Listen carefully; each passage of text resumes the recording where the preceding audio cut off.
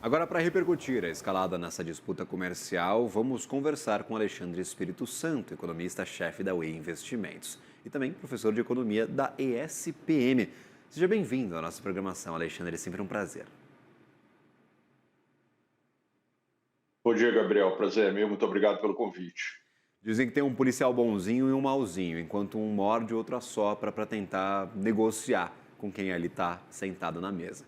Dessa vez aqui, todo mundo morde, todo mundo assopra. O Scott Bessent fala que vai ser mais duro que a China, mas agora fala que houve uma desescalada nas tensões. O Trump fala de tarifa em 100%, mas depois fala que não quer fazer mal para a China. O que a gente tira dessa história? Não dá para baixar a guarda em relação a essa guerra comercial? Pois é, você usou um ditado popular muito correto, é o morde e assopra, né? Na sexta-feira, né, houve aquele pânico nos mercados por conta do anúncio, né? Vimos coisas assim, né, extremamente graves, né? Um pânico generalizado, né? A gente viu lá uma espécie de flash crash em Bitcoin, né? As bolsas desabaram lá fora, né? Aqui dentro os mercados foram afetados. Mas eu tenho falado muito isso para os meus alunos, Gabriel, se você me permite, né? Que a gente está vivendo uma mudança muito radical naquele processo de globalização que a gente se acostumou ali, final da década de 90, o início desse século, né? Aquela globalização que veio lá do Consenso de Washington, isso acabou, né? Então, agora a gente está vivendo esse mundo, né, que é um mundo impulsionado por tecnologias, por inovação. E veja bem, só vou fazer um parênteses aqui, né? Afinal, sou economista, né? O prêmio Nobel hoje de manhã foi exatamente nessa linha, ainda como a inovação impacta, né, no crescimento econômico. Então, a gente está vivendo, né, esse mundo aí de inteligência artificial e a questão das terras raras ganha muita força, né? Ganha muito protagonismo, porque, né, o que são essas terras raras, né? Aqui com o meu cacuete de professor, né? São alguns elementos químicos, se minha memória não está ruim, são 17, que estão umbilicalmente ligados à produção, né, de itens, de componentes que são fundamentais aí para bateria, imã, né, para os chips. Então, essa ideia, né, de briga especificamente em relação a essas terras raras, isso vai ganhar muita força. E aí a gente tem que pensar no seguinte, né, os americanos produzem, os chineses são grandes produtores, o Brasil tem uma reserva muito grande, mas não produz tanto. Mas a gente vai entrar nessa briga. De alguma maneira, em algum momento, o Brasil vai estar inserido nessa questão das terras raras. E essa, por exemplo, essa questão, Brasil, grande estoque de terra rara, se eu não me engano, segunda maior, maior número de terras raras aqui em estoque no Brasil. Somos o principal, talvez, a principal fronteira a ser explorada para além da China e para além dos estoques que nós já conhecemos. Caso essa briga vá para frente, a gente pode voltar para o papel de, talvez, de marcador no cabo de guerra para quem vai conseguir levar a gente para um lado ou para o outro, China e Estados Unidos, porque os Estados Unidos faz muita pressão. Em um momento que a gente consegue conquistar avanços, talvez no início das negociações por aqui, quando a gente parecia que tinha conseguido conquistar uma independência da política mundial para a negociação com os Estados Unidos, falando só sobre termos técnicos aqui brasileiros, aí a tensão com a China volta ao topo e aí a gente provavelmente vai sentir essa pressão. Cada um vai tentar puxar a gente para um lado. Pois é, mais do que nunca a gente vai precisar de diplomacia, né? E a diplomacia brasileira, ela sempre foi, tradicionalmente, né, de muita qualidade.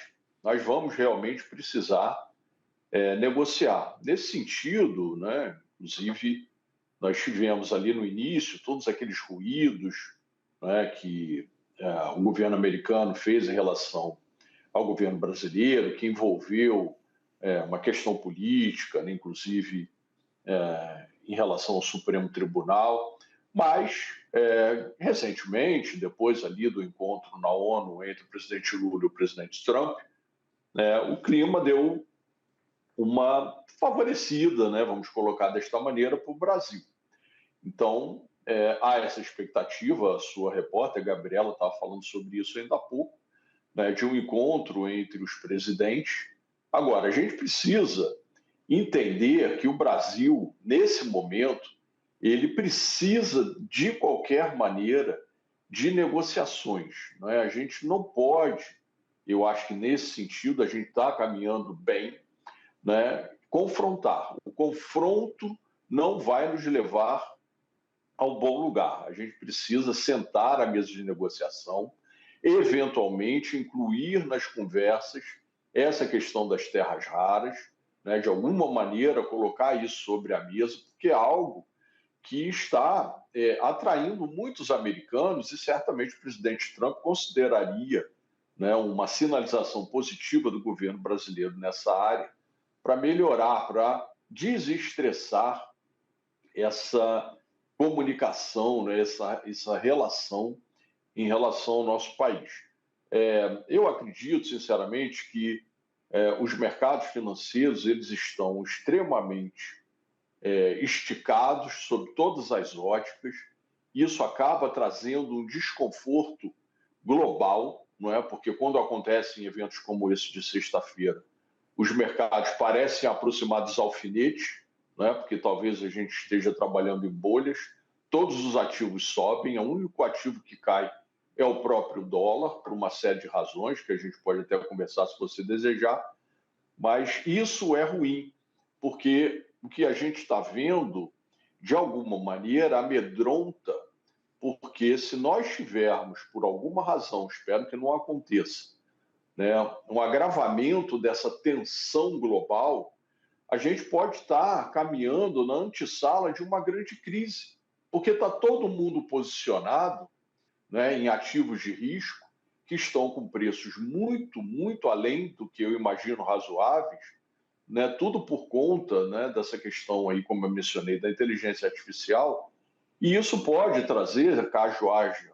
uma debacle, né, nas bolsas, nas criptos, isso pode trazer consequências graves, né, porque vamos ter perdas de riquezas muito importantes.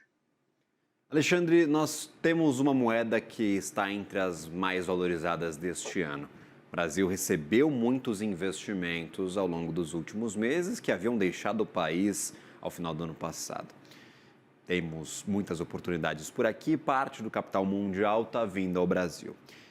Por termos essa característica em 2025, máximas históricas recorrentes, somos talvez um dos mercados mais sensíveis ao agravamento desta crise, já que o dinheiro pode simplesmente voltar para onde estava?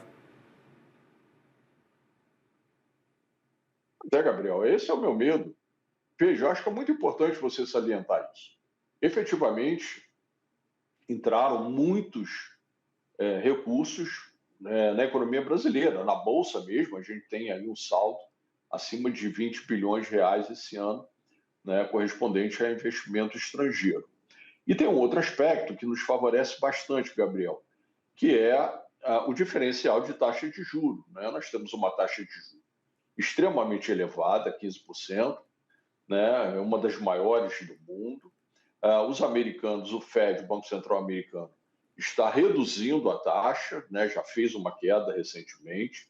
Existe uma perspectiva de fazê-lo novamente agora daqui a 2 semanas, uma outra até o fim do ano. Só que a gente sabe também que os americanos estão no shutdown e as informações dos dados que precisam ser, né, avaliados pelo Fed, eles não estão sendo divulgados.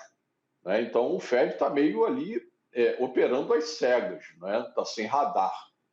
E aí vem um problema, não é? Como nossa taxa de juros é muito elevada e o Fed está caindo, isso acaba incentivando aquelas operações que o mercado chama de carry trade, que é apostar na arbitragem de taxa de juros, no diferencial. O problema é que, como eu sempre falo para os meus alunos, né, e eu desculpa mais uma vez esse cacoete de professor, né, a taxa de câmbio ela é um preço, Gabriel. E como qualquer preço, né, se a gente não está num sistema de câmbio fixo, que não é o nosso caso, né, desde o final da década de 90, Se nós temos, por alguma razão, um balanço de pagamentos, que é onde registramos as operações com o resto do mundo, em desequilíbrio, isso traz um problema. E é isso que a gente está presenciando agora. O saldo em transações correntes, que é aquele onde a gente registra, né, o comércio de bens e serviços, ele está deficitário em 3,5% do PIB.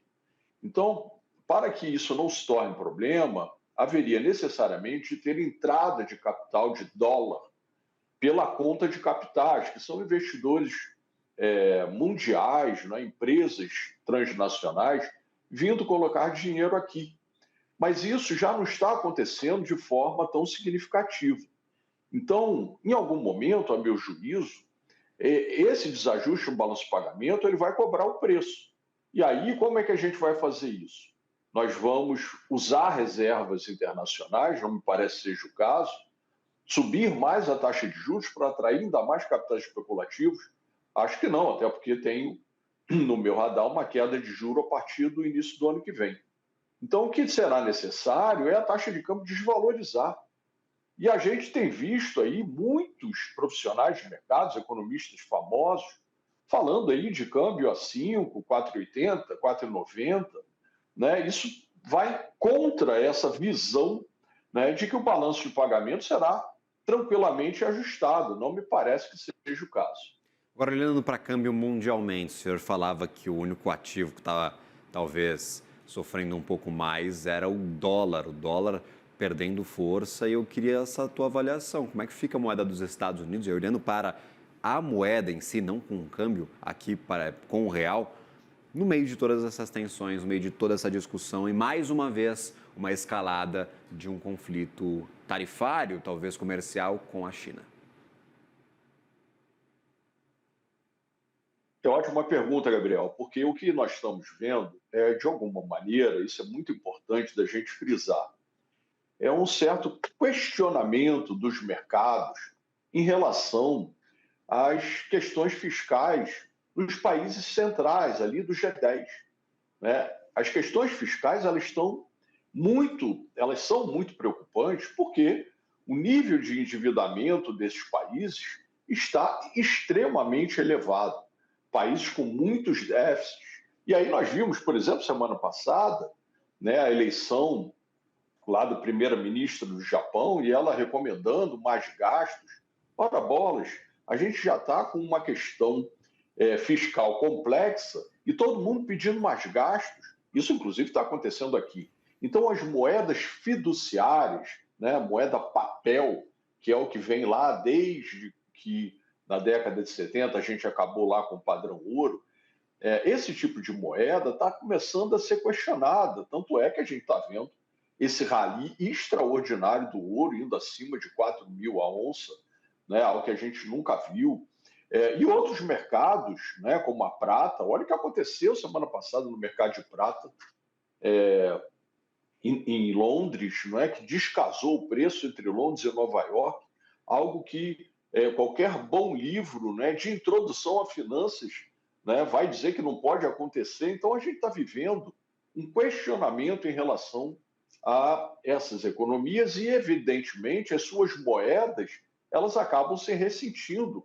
Os americanos têm déficits crescentes, uma relação dívida-PIB crescente. Em algum momento, os mercados vão penalizar essa situação. Talvez, neste momento que a gente está vivendo, né, esse boom extraordinário da inteligência artificial, pode ser que isso leve algum tempo para acontecer, mas não tenho muita dúvida que na hora em que essa poeira assentar, que nós vamos ter problemas em relação a esse nível extraordinário de endividamento que a gente tem visto no mundo inteiro, inclusive aqui no nosso país. Alexandre Espírito Santo, economista-chefe da Way Investimentos, sempre bem-vindo à nossa programação. Uma ótima semana, você um bom trabalho. Muito obrigado pelo convite, ótima semana a todos. Valeu.